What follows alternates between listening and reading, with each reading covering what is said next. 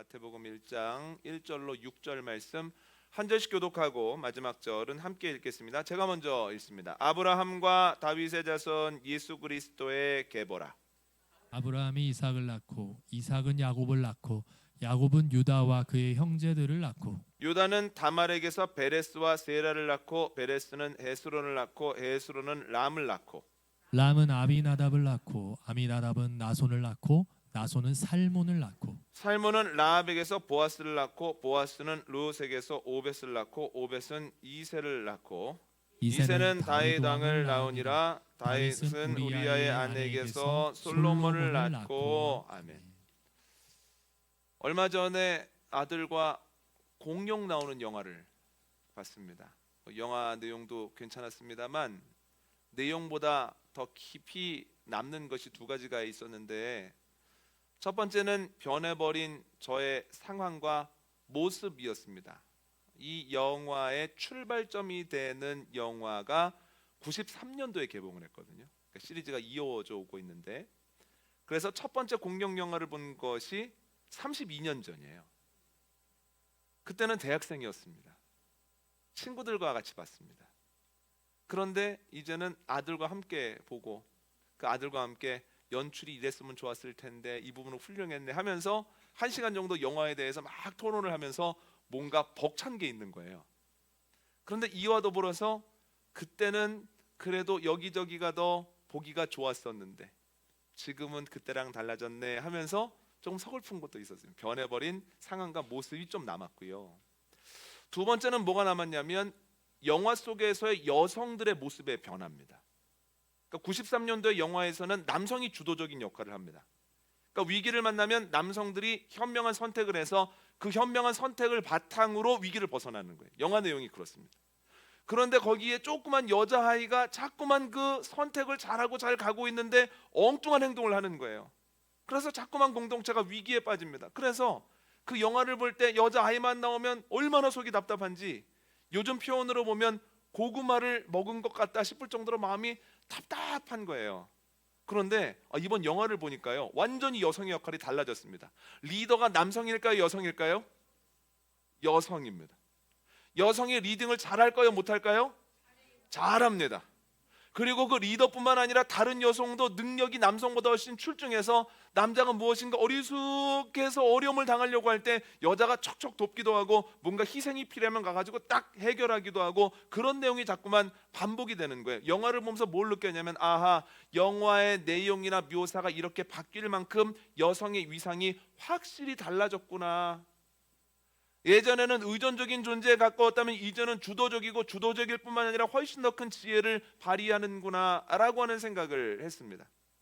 시대마다 여성의 위상이 달라지죠. 그럼 여러분, 성경의 시간적 배경이 되는, 그리고 성경에 쓰여지는 시대의 여성의 지위는 어땠을까요? 이 또한 구약과 신약이 아주 많이 다릅니다. 구약 시대의 여성은 독립적인 존재라기보다는 부속적인 존재였고, 부속적인 존재를 넘어서서 소유에 가까웠습니다. 그래서 가령 어떤 내용들이 나오냐면, 집안이 몰락했을 때 갚을 돈이 없자 아이를 팔고 아내를 팔아서 빚을 갚았다, 이런 내용이 나오거든요. 그러니까 구약에서의 여성은 상당히 부속적인 존재고 혼자 설 수 없는 존재죠. 그래서 가장 연약한 대상 중에 누가 들어갑니까? 과부가 꼭 들어간다는 거예요. 여성으로서 살아가는 것도 힘든데 혼자 살아가려고 한다고 하는 것은 거의 불가능에 가까운 시대였다. 구약은 그런 시대입니다. 그런데 신약만 해도 많이 좋아졌습니다. 그 신약에 보면 여성들의 활동이 꽤 많이 나오죠. 예수님과 관련되어서 많이 나오거든요. 예수님이 활동하실 때 막 여자들이 나와서 묻기도 하잖아요. 마리다와 마르다 자매 기억나십니까? 나사로보다 마리아 마르다가 훨씬 더 부각이 되잖아요. 그들이 자신이 사는 곳에 예수님을 계속해서 베다니에 초대하고 많은 것들을 경험하지 않습니까? 그뿐입니까? 예수님이 십자가에 달리실 때 밑에 남자들은 다 도망갔는데 밑에 누가 있습니까? 여성들이 있잖아요. 예수님이 달려 돌아가시고 안식일 지나자마자 새벽에 향품을 들고 남자 제자들이 갑니까? 여자 제자들이 갑니까? 여자 제자들이 가죠. 여자 제자들이 와서 무덤이 비었다, 예수님 부활하셨다 하니까 그때서야 베드로와 요한이 막 달려가가지고 비었네 어쩌네 하지 않습니까? 그러니까 그때만 해도 구약보다는 신약의 여성상이 훨씬 더 좋아졌다는 거예요. 그러나 분명한 것은 아무리 좋아졌어도 요즘만 못하다는 거예요. 요즘과는 비할 바 아니다라고 하는 거죠. 그런데 오늘 본문은 신약이 시작되는 본문이거든요. 그런데 신약이 시작되는 그것도 족보에 여성이 나온다는 거예요. 그것도 족보라고 하는 표현을 쓰는 이유는 그만큼 족보는 큰 의미를 가지고 있기 때문입니다. 족보가 어떤 의미를 가지고 있느냐? 오늘 보면 1절 다시 한번 읽어볼까요? 1절입니다. 시작. 아브라함과 다윗의 자손 예수 그리스도의 계보라. 아멘. 요 짧은 구절이 학자들 사이에서 굉장히 많은 논란을 갖습니다. 왜냐하면 1절 다시 한번 띄워보시겠어요? 1절에 계보라고 하는 단어가 나오지 않습니까? 그리스도의 계보라. 그런데 계보라라고 하는 단어가 제네세오스라고 하는 히라버인데, 이 제네세오스라고 하는 히라버를 어떻게 해석하느냐에 따라서 1절의 의미가 완전히 달라져요. 그러니까 첫 번째는 어떤 학자들은 그리스도의 계보라, 이거를 그리스도의 족보라 이렇게 해석하거든요. 계보를.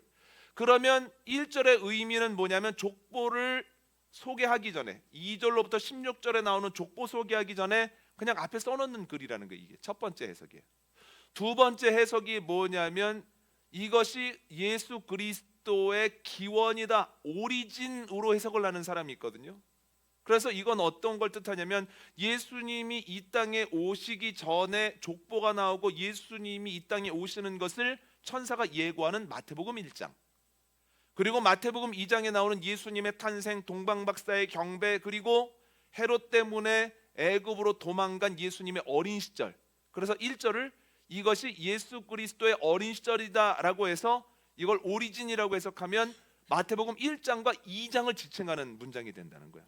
세 번째 해석은 뭐냐면 예수 그리스도의 계보라라고 하는 것을, 계보를 창조라는 단어로 표현을 하는 거예요. 제네시스라고 하는 단어로 표현을 해서 이것이 예수 그리스도로 인하여 일어난 새 창조다, 이런 선언문이라는 거예요. 그러니까 이게 무슨 뜻이냐면 하나님께서 사람들을 아름답게 그의 형상으로 빚으시고 복을 주셨음에도 불구하고 그들이 선악과를 먹는 죄로 인하여서 원죄가 퍼지지 않았습니까? 온 세상에 악이 가득해지지 않았습니까? 그래서 하나님께서 예수 그리스도를 보내셔서 십자가를 지고 보혈을 그들에게 떨어뜨려 주심으로 사람들을, 세상을 새롭게 창조하셨다는 것. 그래서 예수님이 오신 것, 예수님이 사역하신 것, 예수님이 십자가에 달려 돌아가신 것, 예수님이 3일 만에 부활하신 것, 이 모든 것이 예수 그리스도를 통한 새로운 창조다. 이 마태복음과 예수님의 생애에 대한 선언이 마태복음 1장 1절이다. 이렇게 해석을 하는 학자들이 있는데 저는 세 번째 해석이 맞다고 생각을 합니다. 예수님으로 인하여서 새로운 창조가 일어났다라고 하는 선언을 통해서 예수님의 족보, 예수님의 탄생, 예수님의 사역, 예수님의 십자가의 부활이 쭉 하고 이어진다라고 하는 거예요. 그런 면에서 보면 이 족보는 어떤 의미를 가지고 있느냐? 크게 두 가지 의미인데, 첫 번째는 하나님의 창조가 오래전부터 계획이 되어 있었다라고 하는 거예요. 족보를 보면 어디에서부터 시작이 됩니까? 아브라함에서부터 시작이 되잖아요. 그러니까 아브라함에서부터 시작되는 이 족보를 통해서 하나님이 예수님을 통해서 이 세상을 새롭게 창조해 나가시고자 하는 것은 아주 옛날부터 주님이 계획하신 바다라고 하는 것을 하나 얘기하려는 거고, 족보가. 두 번째 의미는 어떤 것을 가지고 있냐면, 그런데 하나님의 일하심은 너무너무 정확하다는 거예요. 족보의 내용을 보면 이렇게 나옵니다. 아브라함에서부터 다윗에 이르기까지 14대, 다윗에서부터 포로로 끌려가기까지 14대, 그리고 포로로 끌려갔을 때부터 예수 그리스도에 이르기까지 14대, 이렇게 되어 있거든요. 정확하게 14대, 14대, 14대의 족보로 인하여서 이어져 왔다는 거예요. 이게 뭘 뜻하는 겁니까? 하나님께서 무엇인가를 계획하실 때는 아주 정확하다는 이야기를 하고 싶은 거예요. 그래서 족보라고 하는 것은 하나님이 예수님을 통해서 새롭게 이 세상을 창조해 나가시는데, 그런데 그것은 아주 오래전부터 있었던 계획이고 아주 섬세한 계획이다, 이렇게 중요한 얘기를 하고 있는데, 족보에 누가 등장한다고요? 여자가 등장하죠. 여자가 몇 명 등장하나요? 몇 명 등장할까요? 여자가 4명 등장합니다. 첫 번째 누구냐면 다말이 등장하고, 두 번째는 라합이 등장하고, 세 번째는 룻이 등장하고, 네 번째는 그렇죠. 네 번째는 밧세바가 등장을 합니다. 그런데 이 4명을 살펴보면 뭐라고 표현해야 될까요? 정상적이라는 표현이 참 요즘 조심스럽기는 한데 참 기구하다 이렇게 표현할 수밖에 없는 사람들이 나오거든요. 여러분 3절에 다말이 나오네. 3절 한번 띄워주시겠어요? 3절에 다말이 나오죠. 유다는 다말에게서 베레스와 세라를 낳고 나오는데 다말에 대한 이야기 아십니까? 창세기 38장에 다말에 대한 얘기가 나오는데 다말이 엘이라고 하는 사람과 결혼을 하는데 엘이 누구냐면 유다의 아들입니다. 유다가 누구 아들입니까? 야곱의 아들입니다. 그러니까 엘이라고 하는 이는 야곱의 손자예요. 그런데 엘이라고 하는 다말의 남편이 하나님 보시기에 악을 행해서 하나님이 쳐서 죽이셨다는 거예요. 그러면 착한 사람입니까? 나쁜 사람입니까? 나쁜 사람이. 다말이 결혼을 해서 마음고생 좀 많이 했겠죠. 그런데 아이가 없이 죽고 나니 아이가 없이 죽으면 동생이 아이를 얻기 위해서 어떤 의무를 다해야 된다라고 하는 형수 계대법에 따라서 그의 동생 오난이 그 의무를 담당했다는 거예요. 그런데 오난도 하나님 보시기에 악을 행합니다. 하나님이 그도 쳐버리신다는 거예요. 막내가 남았는데 막내가 또 그 일을 하다가 하나님의 벌을 받아 죽으면 어떡하나 하고 유다가 자꾸만 애가 큰 다음에 보내주겠다고 애가 큰 다음에 일을 시켜보자고 하다가 결국 다말이 꾀를 내어서 자기 아버지 유다의 아기를 갖게 된다는 거예요. 이게 참 기구하죠. 기괴한 일입니다. 이런 사람이 왜 족보에 있을까? 두 번째 5절을 보면 라합이 나오죠. 5절 한번 띄워주시죠. 5절에 보면 라합이 나오죠. 라합 누굽니까? 그렇죠, 기생이죠. 그런데 그냥 기생이 아니라 여리고성의 기생이죠. 여리고성 사람들이 이스라엘 사람들입니까? 이방인들입니까? 이방이죠. 그래서 라합이라고 하는 이방 기생, 이방 창기가 예수님 족보에 들어간다. 참 이상한 일. 그 다음에 누가 나옵니까? 5절에 롯이 나오죠. 롯이 어떤 삶을 살았습니까? 롯이 이스라엘 사람이 아니라 모압 여자라는 거예요. 그런데 베들레헴이 기근을 맞아서 엘리멜렉과 그의 가족이 모압으로 내려갔을 때 그 자녀들이 모압 여성들하고 결혼을 하죠. 그런데 그 가정에 큰 어려움이 있다는 거예요. 시아버지 죽고 시숙이 죽고 그리고 롯의 남편도 죽었다는 거예요. 어떻게 됩니까? 완전히 집안이 몰락해서 그의 시어머니와 롯이 다시 베들레헴으로 돌아왔다는 거예요. 변변하게 먹고 삽니까? 아니면 겨우겨우 뭘 주워서 먹고 삽니까? 겨우 주워서 먹었다는 거예요. 그래서 나락을 주워서 먹고 살죠. 물론 하나님의 은혜로 하나님께서 보아스를 만나게 하심으로 오벳을 낳고 그 역할들 중에 놀라운 것들을 경험하게 했지만 한 여성의 인생으로 보면 이런 어려움이 어디 있습니까? 너무너무 마음 아프게 살았다는 거죠. 그런데 아무리 봐도 우리아의 아내 밧세바만은 못하다는 거예요. 네 번째로 나온. 여러분 남편이 아주 충직한 사람입니다. 그래서 남편과 잘 살고 있는데 남편이 전쟁 나고 있는 틈에 왕이 호출이 와가지고 왕이 자신으로 인해서 나쁜 일을 했다는 거예요. 그런데 어떻게 됩니까? 아기를 갖게 되죠. 고민하고 있는데 왕이 자신의 잘못을 가리기 위해서 자기 남편을 불러서 이렇게 저렇게 보다가 안 되니까 전쟁터에 보내서 그의 남편을 죽였다는 거예요. 누구 때문에 죽었습니까? 다윗 때문에도 죽었지만 아내는 어떤 생각을 하겠습니까? 나 때문에 죽었다는 생각을 하지 않겠습니까? 그런데 다윗으로 인하여서 애를 낳게 되는데 애가 어떻게 됩니까? 그래서 하나님의 벌을 받아서 애 낳자마자 죽죠. 이렇게 아픈 일이 어디 있습니까? 이렇게 안타까운 일이 또 어디에 있습니까? 여성이 나오는 것만도 굉장히 희한한 일인데 그 여성들의 면면을 보면 유다 사람들만 나오는 게 아니라 이방인들도 나오고 정상적인 사람이라기보다는 너무나 마음이 아프고 힘들고 어렵게 산 사람들의 이야기만 나온다라고 하는 거죠. 저는 오늘 본문을 보면서 이런 생각을 했습니다. 하나님께서는 모든 사람을 보배로 생각하시는구나. 따라해 볼까요? 모든 사람을 보배로 생각하신다. 모든 사람을 사용하신다. 여러분 하나님께서는 사람들이 보기에는 너무 안타깝고 너무 어렵고 이상한 삶을 산 것 같지만 하나님께서는 그들도 보배로 생각하시고 그들을 통해서도 일하시는 줄 믿습니다. 그런데 참 놀라운 것은 그러한 하나님의 마음을 이해하고 마태복음의 기자가 하나님께 영감을 받았을 때 자기 나름대로 그 사람을 빼버리지 아니하고 그 이름을 넣더라는 거예요.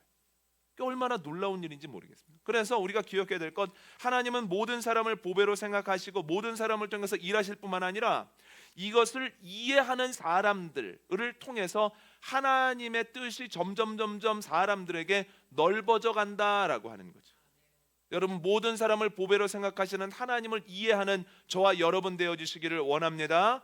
하나님의 그러한 마음을 저희가 닮아가게 되어지기를 원합니다. 그런데 여러분, 이러한 경우가 성경에 적지 않게 나오는데 한 사람을 소개하고 싶은데 그 중에 하나가 누구냐면 오네시모라는 사람입니다. 누구라고요? 오네시모. 네, 오네시모에 대해서 한번 설명을 드릴게요. 오네시모는 로마 시대에 살았던 사람인데 노예였습니다.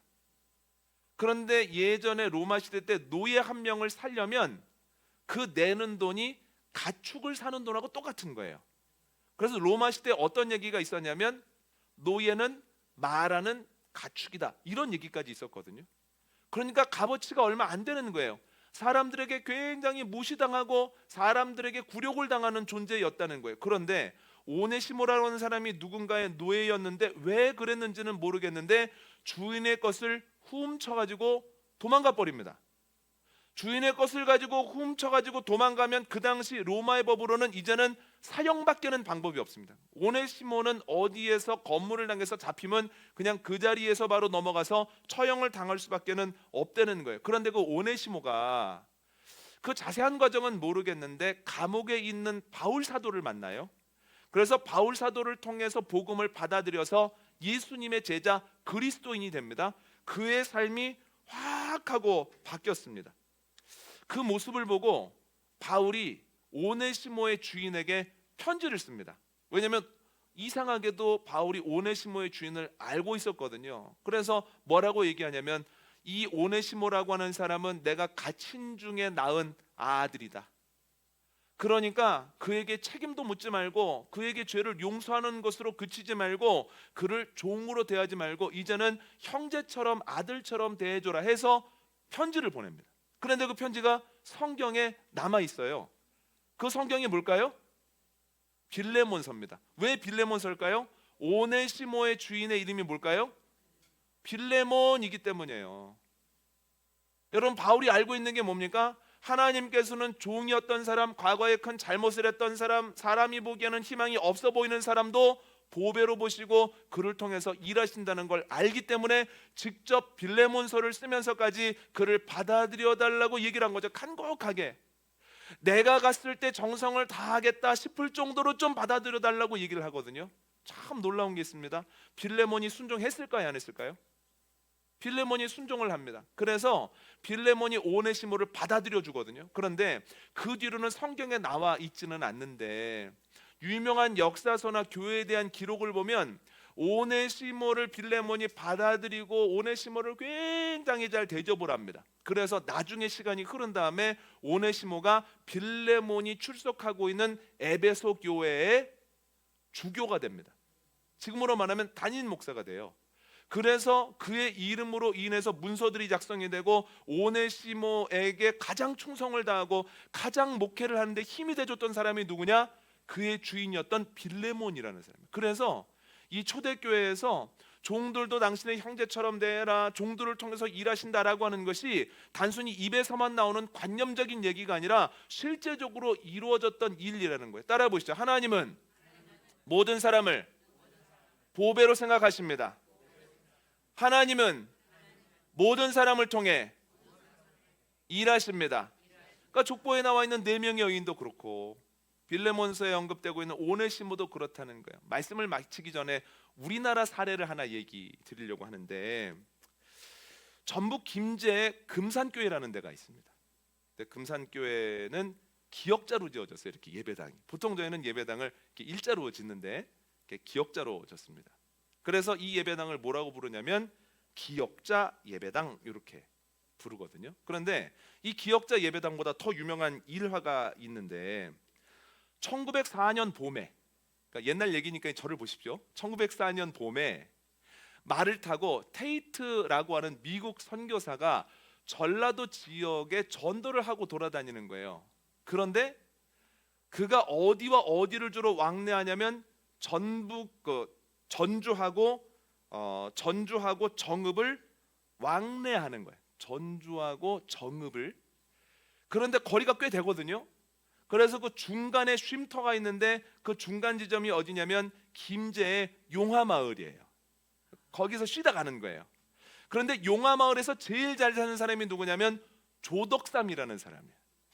그 조덕삼이라는 이가 방을 내줘가지고 좀 쉬게 만들고 그가 타고 가는 말을 좀 묶어서 여물을 먹이고 이렇게 하는데, 그가 어느 날 물었다는 거예요. 조덕삼이 테이트 선교사한테, 아니 들어보니까 당신네 나라 미국은 엄청 살기 좋다는데 왜 와가지고 고생하냐고. 그랬더니 테이트 선교사가 여러 말 하지 않고 하나님의 특별한 사랑 때문입니다, 딱 이런 얘기를 했다는 거예요. 그러니까 조덕삼이 마음에 너무 큰 감동을 받습니다.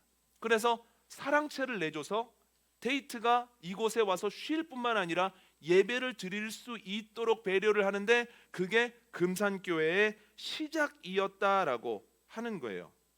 그런데 조덕삼이 잘 사니까 여러 노비들을 데리고 있을 것 아닙니까? 그냥 머슴도 데리고 있고 또 말도 많이 가지고 있기 때문에 머슴 겸 마부로 일을 하는 사람들을 꽤 가지고 있었는데, 그 중에 이자익이라고 하는 사람이 있어요.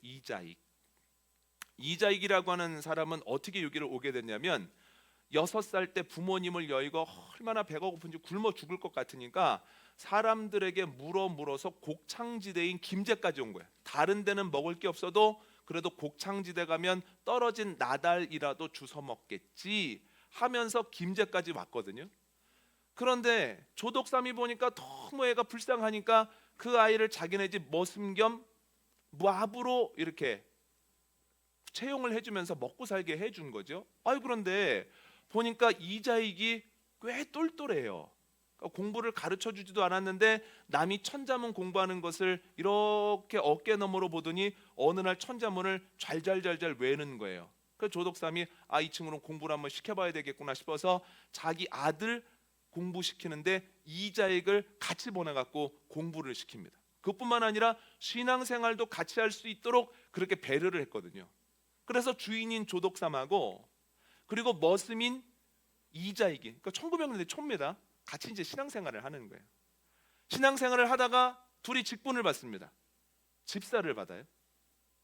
그 다음에 둘 다 영수가 됩니다. 지금으로 말하면 저희로 말하면 권사 같아요. 권사이면서도 조금 장로에 가까운 것 같아요. 왜냐하면 테이트 선교사가 이렇게 저렇게 오가는 중에 못 올 때가 있잖아요. 그러면 영수가 대신 행정도 집행하고 설교도 하는 거예요. 왜냐하면 장로가 없었기 때문에.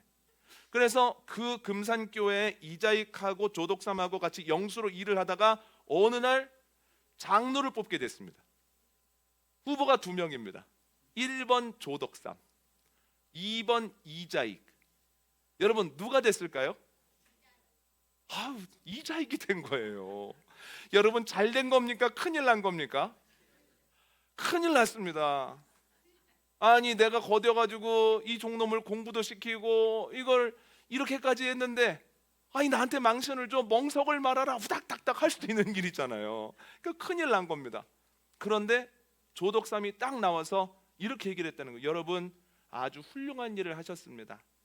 우리 이자익 영수는 하나님에 대한 열정으로나 또한 어떤 것으로 봐도 저보다 훨씬 더 자격이 있는 사람입니다.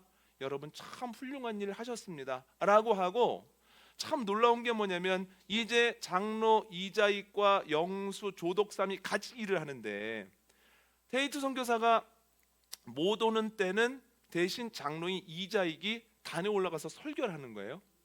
그러면 조덕삼은 그 밑에서 무릎을 이렇게 꿇고 앉아서 하나님의 말씀으로 듣고 아멘 아멘 하면서 그 말씀을 받으라는 거예요. 여러분 여기서 끝난 게 아니고요. 그래서 이 장로로 일하는 모습을 보니까 너무 은혜로운 거예요. 그래서 조덕삼이 이자익을 평양 신학교로 보내서 공부를 시킵니다. 그래서 거기에서 신학 공부를 하고 와서 목사 안수를 받고 금산교회 2대 담임 목사가 되고 또 그 지역에서 총회장까지 됩니다. 그래서 찾아보면 이 조덕삼에 대한 책이 한 권이 있고 이자익에 대한 책이 한 권이 있습니다. 참 놀랍죠. 여러분 1900년대 초에 머슴으로 살고 또 마부로 살고 아무것도 없는 사람이 뭘 할 수 있겠다고 생각을 했겠습니까? 그러나 먼저 하나님의 특별한 사랑을 깨달은 조덕삼이 하나님의 마음을 알고 그 마음 가지고 이자익을 품에 품고 여러 가지로 도와줬을 때 이렇게 놀라운 역사가 일어나더라는 거예요. 여러분, 하나님께서 쓰시지 못하는 사람은 없습니다. 하나님께 보배 아닌 사람이 없습니다. 여러분, 이것을 기억하고 우리도 힘쓸 때 우리를 통해서 하나님의 나라가 확장되어주는, 우리 교회에서도 연약한 이도 일하고 부족할 때도 주님께 영광 돌리려고 할 때 정말 우리가 나누었던 아름다운 이야기들이 우리 교회 안에서도, 한국 교회 안에서도 넘쳐나게 되어지기를 원합니다.